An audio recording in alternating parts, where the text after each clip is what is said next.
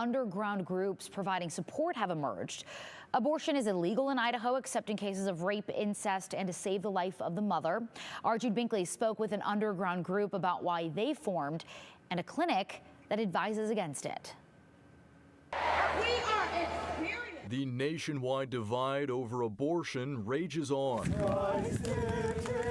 with conversations and court cases continuing. People should be able to decide their own futures. I'm very concerned that these groups are offering abortion care. In the wake of the Dobbs decision, underground abortion support groups have popped up. For us, it was really there was a sense of urgency. Including a collective of people in Idaho using discrete texting apps to provide counseling and resources. The primary intention was to be able to get people access to birth control and prevention of pregnancy. One of the founders of that group is Kimra Luna, a doula and pro-abortion rights advocate. One of the reasons why we provide this service is because we are non-medical, and currently the laws are very strict towards medical staff. Abortion pills are amazing, but they're not the end-all be-all. There are some situations where a clinic is necessary for an abortion. My question is, if they truly care about women's health care, are they thinking about all of the things that can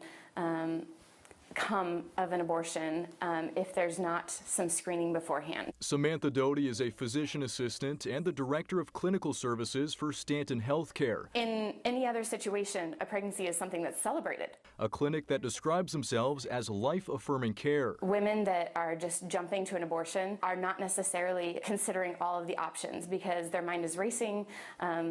They're in crisis mode. Doty says comprehensive care is crucial, like through screenings to find how far along someone is in their pregnancy. About 50% of women that come into our clinic date their pregnancy wrong based on their period. Obviously, none of us are medical professionals, and so we like to make sure that people have the resources to medical professionals they can call. There is the miscarriage and abortion hotline where people can call that hotline at any time to actually get medical support. It's so important to find out how far they are along in their pregnancy before they're even considering an abortion, because it can change their options, it can change the amount of follow-up that they may need, it can change their complication rate. There are certain abortions that must be at a hospital, that must be at a clinic. Luna considers their work to be peer-to-peer support, especially for those who can't travel outside the state. We want to make sure that people know that you don't have to leave the state in order to get access to an abortion. What we do here is have the patient sit down and just tell them there's no rush. Like, take your time. Doty says time is needed to weigh options, and in-person clinic visits offer better screening for coercion. An informed decision is a much better decision than one made in haste. As things get more strict, how do people want to serve their communities? We want to make sure that people in the community know where those things are so they can be that person in their friend group to help their friends. People still need to know how to get access to things. That's never going to be something that's going to go away. And you just heard Idaho Abortion Rights says even if these laws get more strict, collectives like theirs aren't going away.